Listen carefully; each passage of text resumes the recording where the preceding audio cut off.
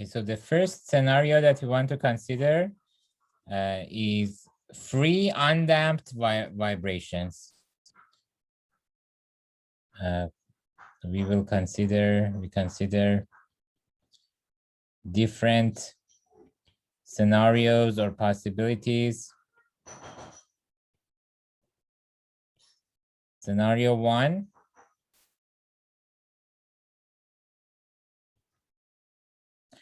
Free undamped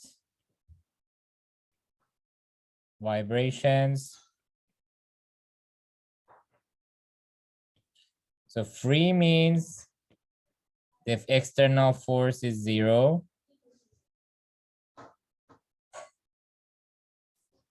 Undamped means gamma, the damping coefficient is 0. In other words, we are assuming that we have no friction.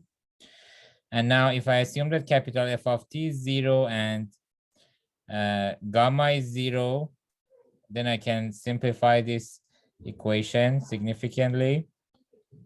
So let me call this equation equation 2. So substitute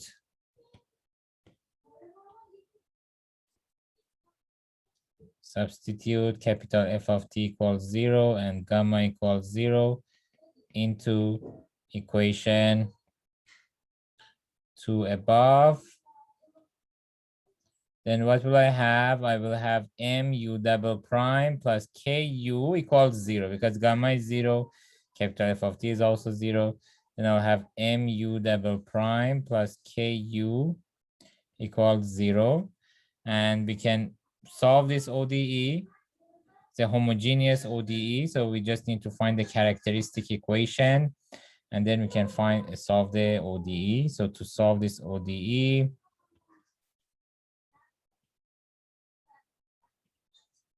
didn't mention to solve this homogeneous ODE.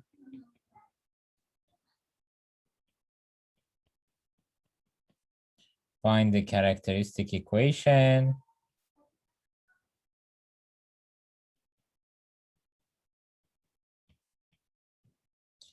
Characteristic equation, we know that we have to use the same coefficients. Instead of derivatives or order of derivatives, we will have powers for r. So we will have mr to power 2 plus k equals 0. That gives me r squared equals minus k over m. So r is equal to plus minus root minus k over m, which we can write as plus minus root k over m times I, the complex number I. And root k over m, I'm going to call it omega naught. So this is called plus minus omega naught I, where omega naught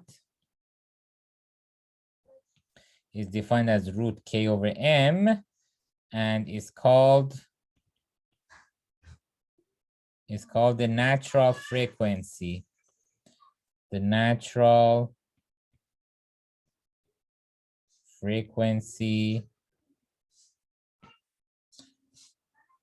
So R is plus minus omega naught I.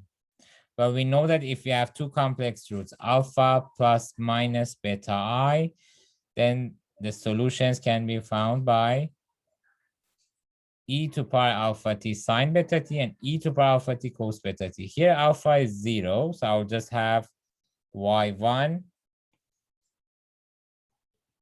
y1 will be cos beta. My beta here is omega naught, so cos omega naught t. And my y2 is sine omega naught t. My beta is omega naught. So then u of t, the solution will be, previously we called c1 y1 plus c2 y2. But let's call the coefficients here capital A and capital B. It's more common notation, but it doesn't matter. You can call it c1 and c2 if you want. So I can say a y1 plus b y2 equals a cos omega naught t plus b sine omega naught t. And here a and b are constants. A and b are constants. Then we can write u of t in the following form. Note that u of t can be written in the following form. So we have two options. We can, of course, write u of t in this form, a cos omega naught t plus b sine omega naught t. But our other option is to write u of t in the form of, let's say, some amplitude r, some constant r times cos omega naught t minus delta, where r and delta are called the amplitude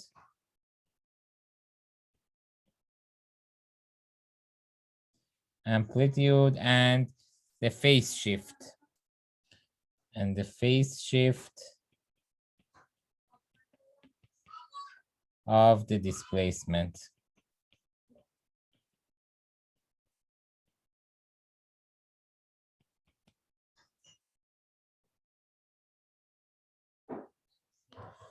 So we can write u of t this way or this way. And once we have a and b, we can find r and delta. Or once we have r and delta, we can find a and b. So let's see the connection between a and b and r and delta. So here, r and delta can be found once a and b are given or found. How? Well, we know that u of t, we can write it as a cos omega naught t plus b sine omega naught t. We can also write it as r cos omega naught t minus delta. Now, if I expand this, I can write it as r cos omega naught t cos delta minus sine omega naught t sine delta plus, because there's minus here. We know that cos alpha minus beta is cos alpha cos beta plus sine alpha sine beta. So we can write this one now as r cos delta cos omega naught t plus r sine delta sine omega naught t.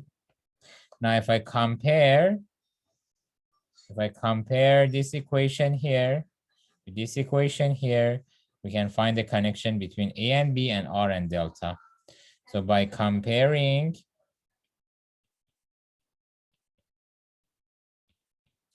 we can say that a can be written as r cos delta, b can be written as r sine delta.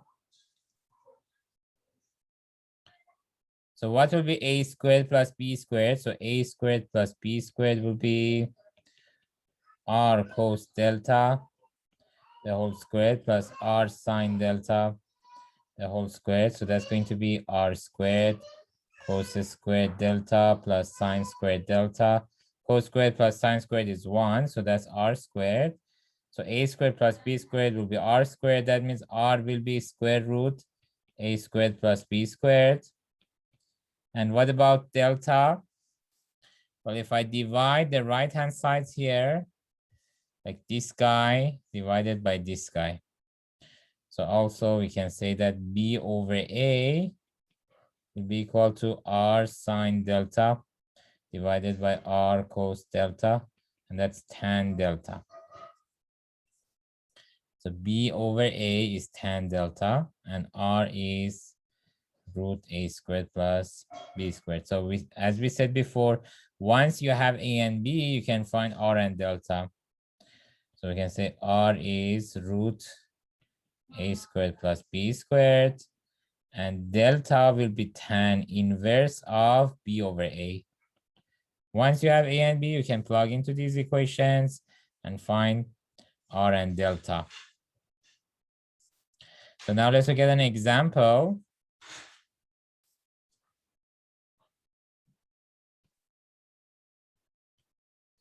A 5-kilogram object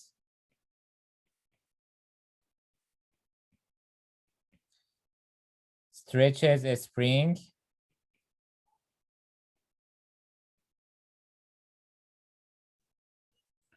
uh, 30 centimeter by itself. There is no damping. Let's assume there is no damping and no external force. Assume that there is no damping. There is no damping.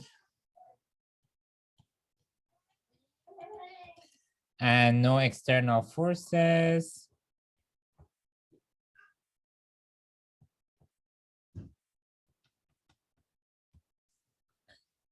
And we also assume that the spring is initially displaced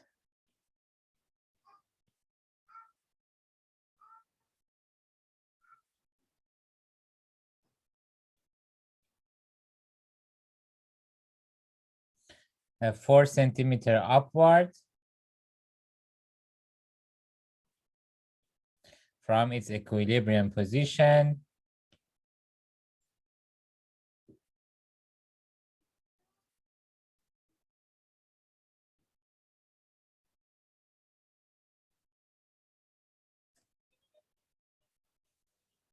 And given an initial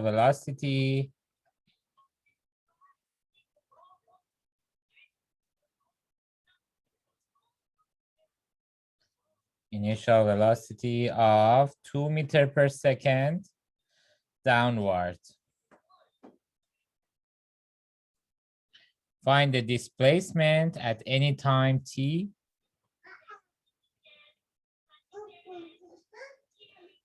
Find the displacement at any time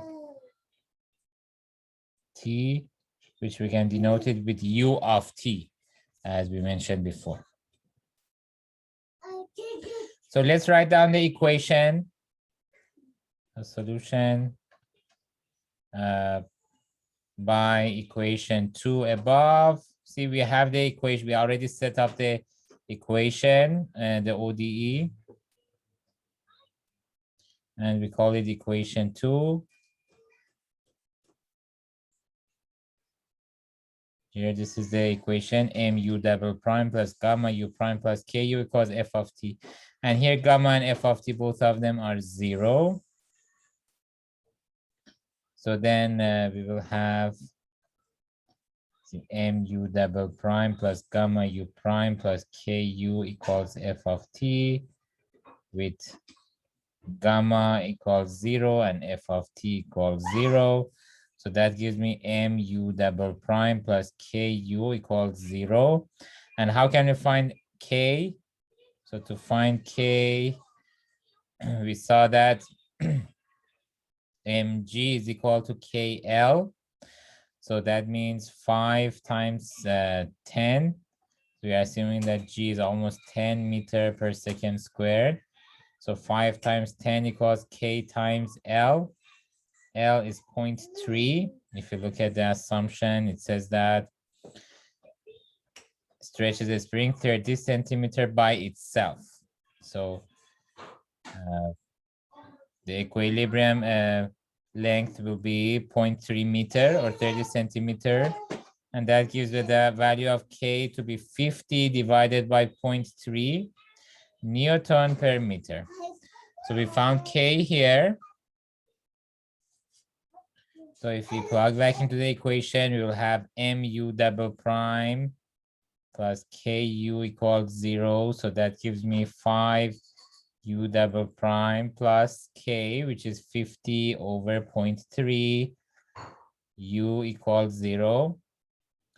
And u of 0, the initial displacement from equilibrium position is 4 centimeters upward. Upward, we are assuming is negative. Downward, we are assuming is positive. So 4 centimeters upward means minus 4, minus 4 centimeters, which will mean minus 0.04 meter. Because again, remember that upward is negative in our convention and downward is positive. And u prime of 0, the initial velocity was 2 meters per second. It was downward.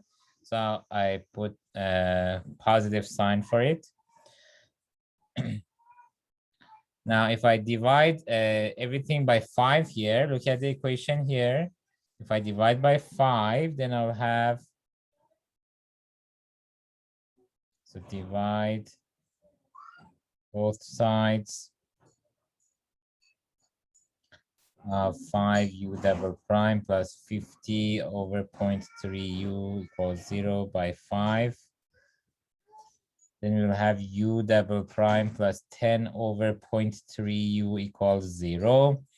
And then if we find a characteristic equation for this,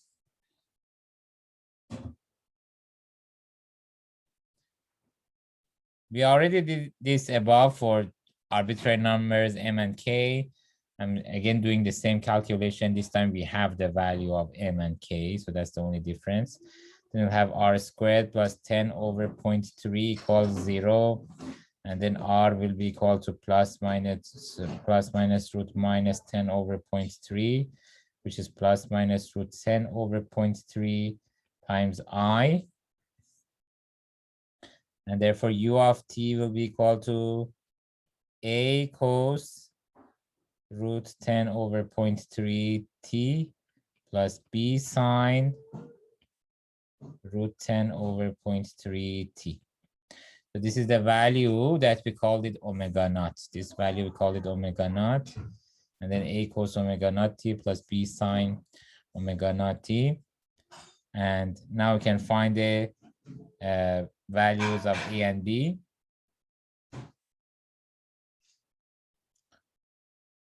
Find the values of a and b using the initial conditions.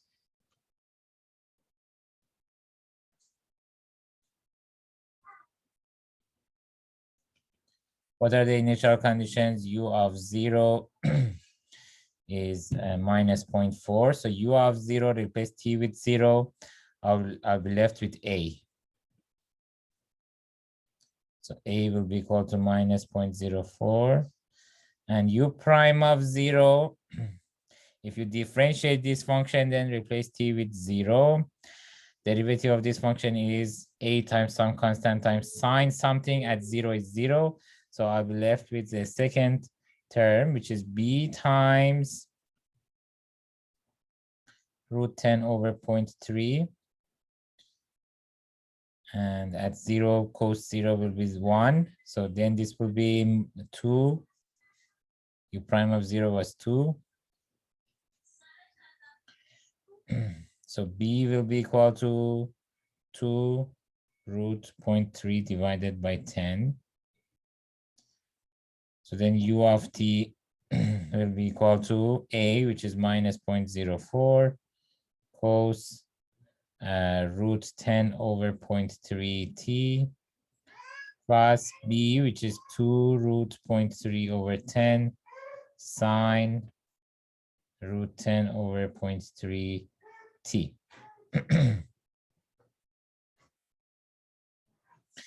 Now let me add part B for this question. Part B. Find the amplitude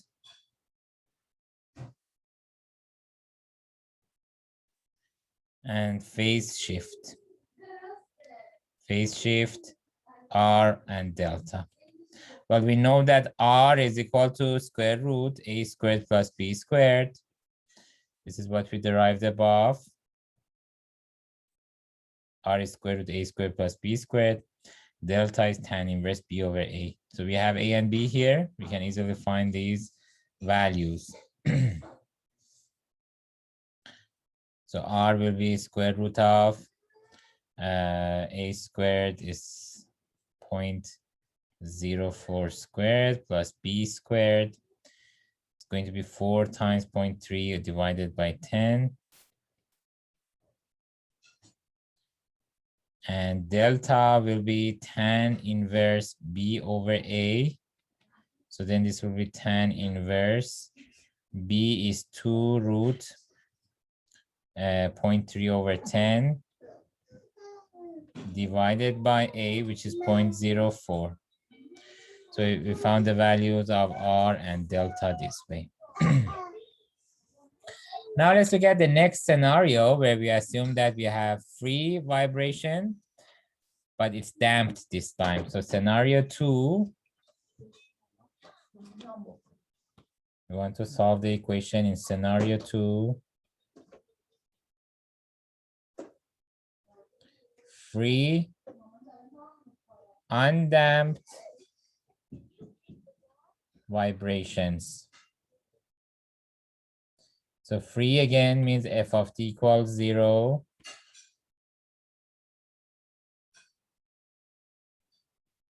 And undamped means we have a positive or non-zero damping coefficient. Now again, if you look at the equation that we had here, I think we call it equation 2.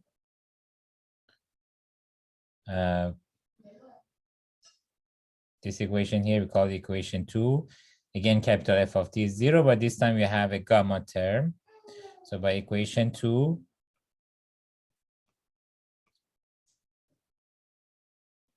equation 2 above, we can say that mu double prime plus gamma u prime plus ku equals 0. And again, we need the characteristic equation for this in order to solve this homogeneous equation. Right-hand side is 0, so we have a homogeneous equation. We know that to solve this type of equation, we need to find the characteristic equation, then find the roots, and then we can find the linearly independent solutions, and then general solution. So then characteristic equation will be, for characteristic equation, we know that we have to use the same coefficients, but powers of R instead of order of derivatives. So mr to power 2 plus k gamma r plus k equals 0. So this is the characteristic equation. Now again, we can have different possibilities. So let's say first possibility, we can have different possibilities.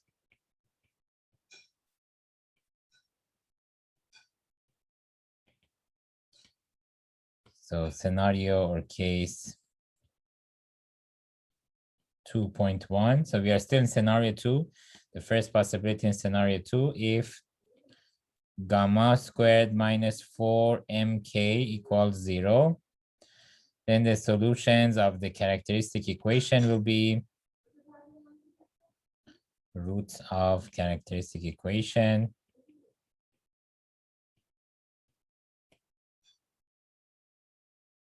will be, because I want to solve this characteristic equation, which is a quadratic equation. Now, the solutions of a quadratic equation depends on the value of the discriminant, whether it's positive or negative or 0. Now, if it's 0, then we will have one repeated root. Will be R1 equals R2 equals minus gamma plus minus root gamma squared minus 4mk divided by 2m. But this guy I'm assuming 0, gamma squared minus 4mk I'm assuming 0. So I'll be left with minus gamma over 2m. So I have one repeated real root in this case, and therefore the linearly independent solutions, that's the linearly independent solutions for our equation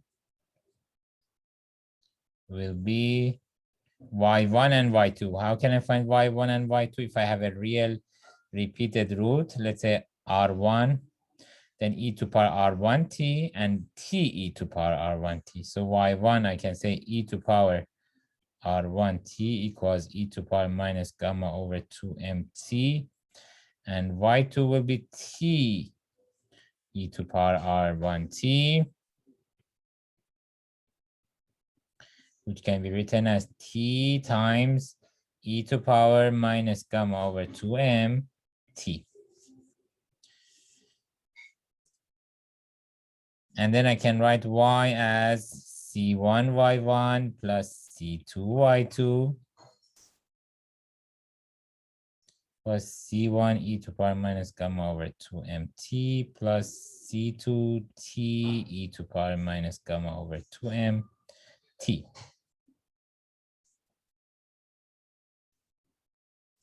So this case or this scenario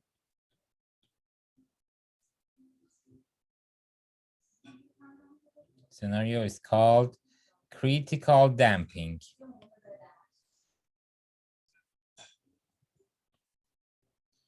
Critical damping. Critical damping means the scenario where gamma squared minus 4mk is equal to 0. And how can I find the damping coefficient in this case, in the case of critical damping? How can I find the damping coefficient? The damping coefficient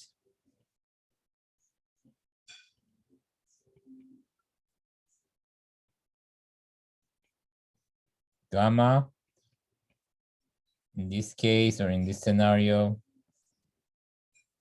is called the critical damping coefficient.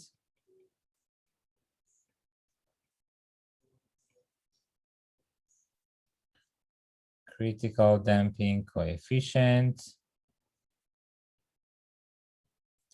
and is denoted by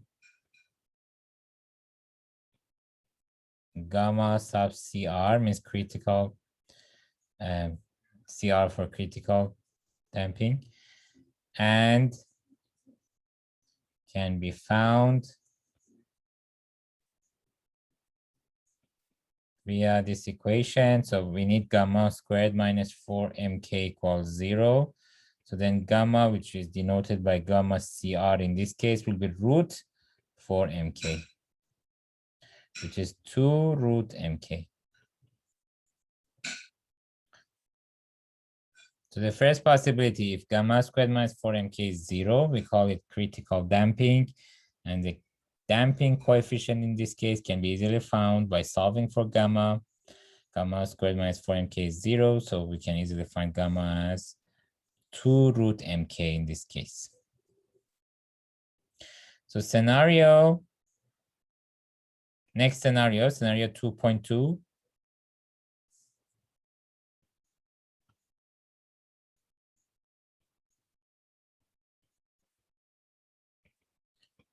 What is the possibility in this case? If gamma squared minus 4mk is positive, so this one is called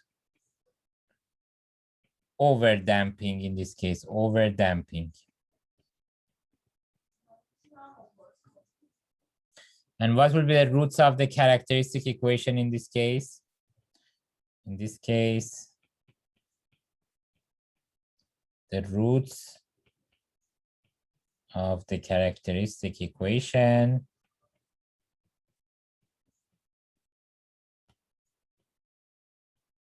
will be R1 equals minus gamma plus root gamma squared minus 4mk divided by 2m, and R2 equals minus gamma minus root gamma squared minus 4mk divided by 2m. How do I find R1 and R2? By just looking at the characteristic equation. See, this is my characteristic equation here. This is the characteristic equation.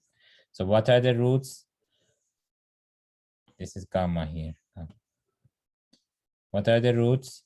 Minus gamma plus minus root discriminant divided by 2a, which is m here. So minus gamma plus minus root discriminant divided by 2m. So these are the values of R1 and R2. And what will be the linearly independent solutions then?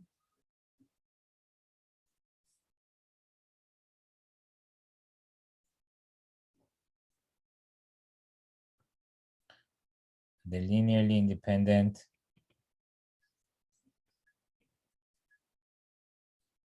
solutions in this case will be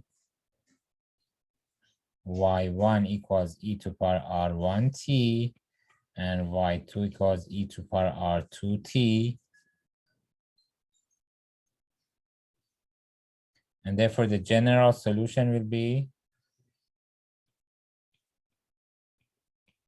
y equals c1 y1 plus c2 y2, which can be written as c1 e to power r1t plus c2 e to power r2t.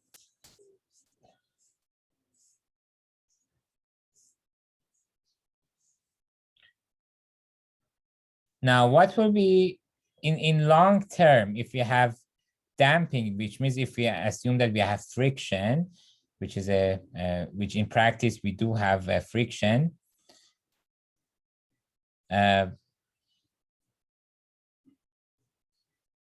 In that case, what will be the value of the gamma of t if t goes to infinity? In long term, where will be the position? So assume that you displace the mass m by some constant or by some distance, then the mass or the spring starts oscillating. But when there is friction, this oscillating becomes smaller and smaller in amplitude, and after long enough time, the oscillation stops. The oscillation stops means u of t becomes 0 because we're assuming that the equilibrium position is at u equals 0. So we are expecting that as t goes to infinity, which means that after a long enough time, u of t becomes 0 because there is friction and the oscillation will stop according to our expectation. So we expect, in this case, we expect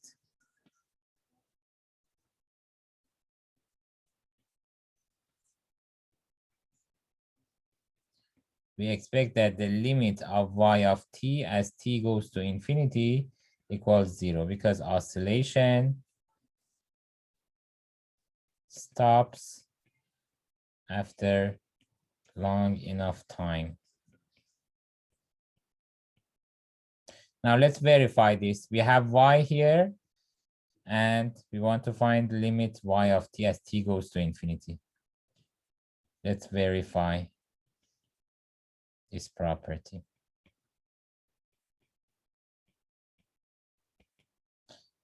So if I want to find this limit, which is limit of this function, I need to know whether R1 and R2 are positive or negative. Because if they are negative, e to power minus infinity will be 0. But if they are positive, e to power infinity will be infinity, not 0. So how can I verify these properties? So to verify, I need to know whether R1 and R2 are negative. So let's look at the expressions. Well, R2 is obviously negative. It's a negative number plus another negative number divided by some positive number. So note that obviously R2 is negative. What about R1? Well, R1 is also negative because it's a negative number and this is a positive number. I'm assuming gamma squared minus 4mk is positive. But this positive number is smaller than gamma. Because if it was gamma squared, minus gamma plus root gamma squared would be 0. But it's gamma squared minus some number. So this number overall is less than gamma squared. Square root of it will be less than gamma. And minus gamma plus that number will be negative. So also, R1 is less than 0. And the reason is gamma squared minus 4mk is obviously less than gamma squared because we're adding a negative number to gamma squared becomes less than gamma squared. And that means square root of gamma squared minus 4mk is less than gamma. And that means gamma if I take this right-hand side, this gamma to the left-hand side, I will have minus gamma plus root gamma squared minus 4mk less than 0. If I divide by 2m, which is also a positive number, minus gamma plus root gamma squared minus 4mk divided by 2m will be still less than 0. And that means R1 is less than 0 as well. So we can say that e to power R1t as t goes to infinity goes to 0, because e to power negative infinity is 0. R1 itself is negative. As t goes to infinity, this will be e to power minus infinity, which will be 0. And what about e to power R2t? So also e to power R2t as t goes to infinity, this also goes to 0, because R2 is also negative.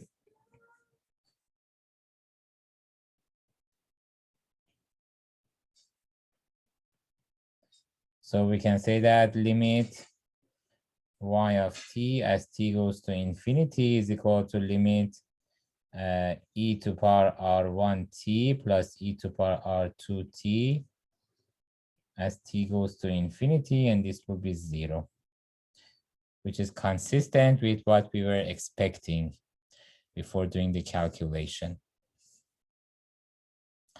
So this is the description of the case if gamma squared minus 4mk is positive, and we call it over damping. And finally, the last scenario, scenario 2.3, or last possibility. If gamma squared minus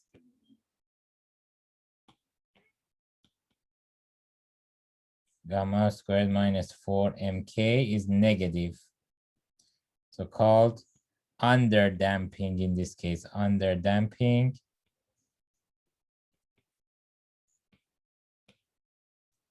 And in this case, what will be the roots of the characteristic equation? The roots of the characteristic equation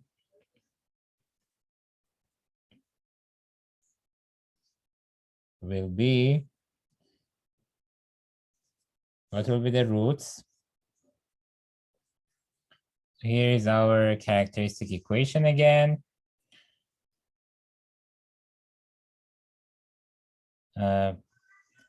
mr squared plus gamma r plus k equals 0. So the roots again, as we said before, minus gamma plus minus root discriminant over 2m.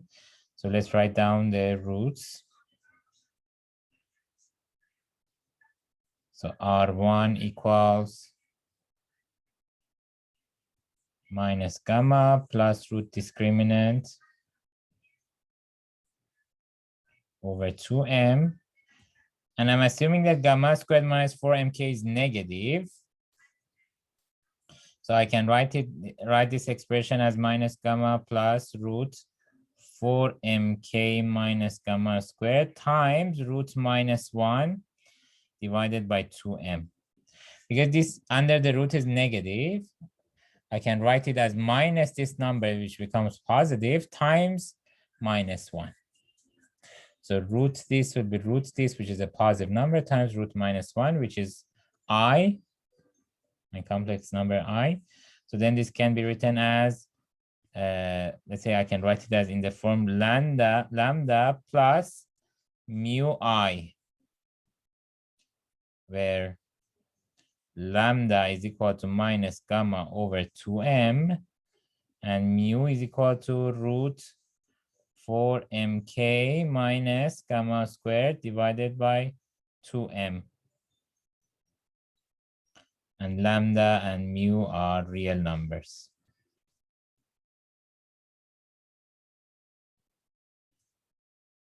I can write this expression as this guy over this guy, which I call it lambda, plus this guy over this guy, which I call it mu, times root minus 1, which is I.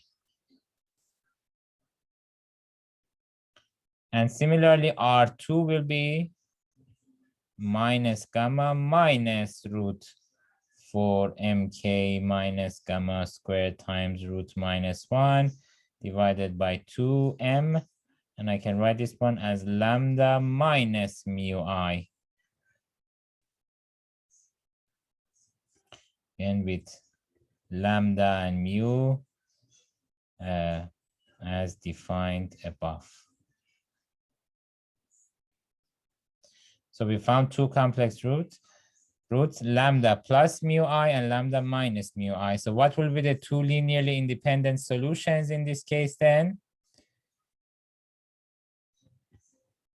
That's the linearly independent solutions of our ODE in this case will be, do you remember if we have two complex roots, alpha plus mu I and alpha minus mu I, then the solutions will be e to power lambda t cos mu t and e to power lambda t sine mu t. So y1 equals e to power lambda t cos mu t, and y2 equals e to power lambda t sine mu t. And then the general solution, how can I write the general solution? And the general solution will be y equals c1 y1 plus c2 y2. So then I can write c1 e to power lambda t cos mu t plus c2 e to power lambda t sine mu t.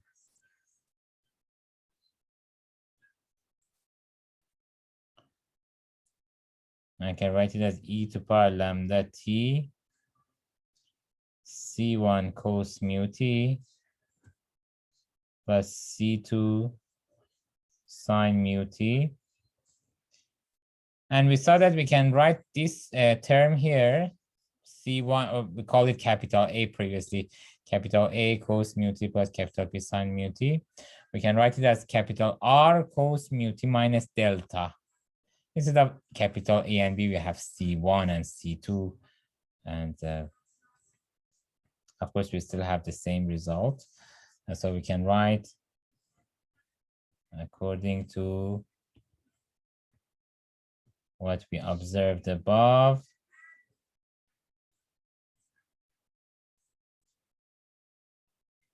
We can write C1 cos mu t plus C2 sine mu t as R times cos mu t minus delta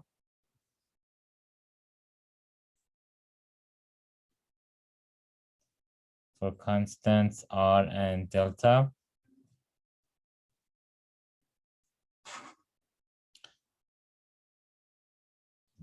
Capital R was called amplitude and delta was called phase shift. So then we can write the general solution as y equals e to power lambda t times R times cos mu t minus delta.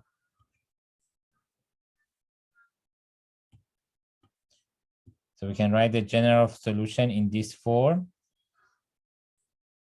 or in this form, depending on whether we want to find amplitude and phase shift or whether the question allows us to write the solution in this form. And I also want to mention about the limit as t goes to infinity. Again, in this case, we still have friction. We are assuming that we still have friction and damping coefficient is positive. So still, because we have friction, still we expect that the oscillation stops after long enough time. So we still expect limit of y of t as t goes to infinity to become 0. Or limit of u of t, we call it u of t. Let me call it.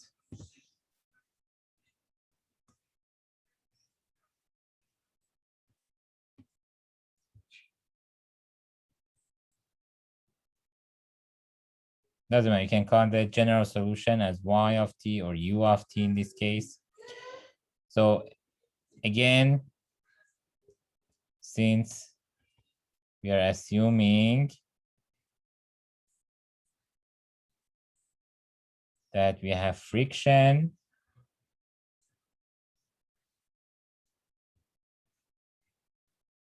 we expect limit u of t as t goes to infinity to be 0. Now, what can I say about u of t? Well, u of t is this expression. We know that cos of any angle is between -1 and 1. So to verify this, we know that cos mu t minus delta is between -1 to 1. So that means if I multiply both sides by e to power lambda t times r, so I will get minus e to power lambda t times r between e to power lambda t r cos mu t minus delta and less than e to power lambda t times r. Now this is my u of t.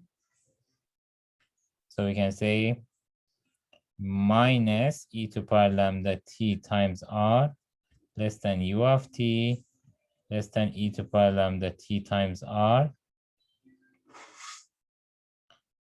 And now I want to apply squeezing theorem. This is my u of t squeeze between these two functions. Now, as t goes to infinity, limit minus r e to power lambda t as t goes to infinity is same as limit r e to power lambda t as t goes to infinity, which are both 0. Since lambda, what was lambda? Do you remember the expression for lambda was minus gamma over 2m, which is negative because gamma is positive. So if lambda is negative, e to power lambda t as t goes to infinity will go to 0. 0 times any constant will be still 0. R is a constant. And similarly, this one will be 0. And then by squeezing theorem, so by squeezing theorem, we can say that limit u of t as t goes to infinity exists and is 0 as expected. We were expecting that limit u of t is 0 and u of t is a squeeze between two functions and where limit of both these functions are 0. So this is squeezed between them. Therefore, limit of this function exists and is 0 as well. And I want to mention one remark that, in this case, in scenario 2.3, which we called it under damping, the damping coefficient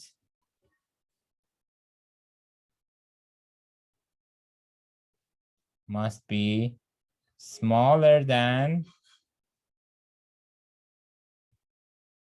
critical damping coefficient.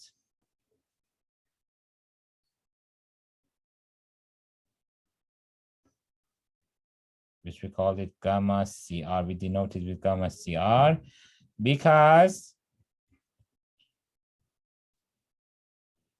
in underdamping, the damping coefficient must be smaller than this coefficient. Why? Because in underdamping scenario, we have gamma squared minus 4mk less than 0. So that gives gamma squared less than 4mk. And everything is positive, so I can take square root. Gamma is also positive. Because gamma is positive, I can say that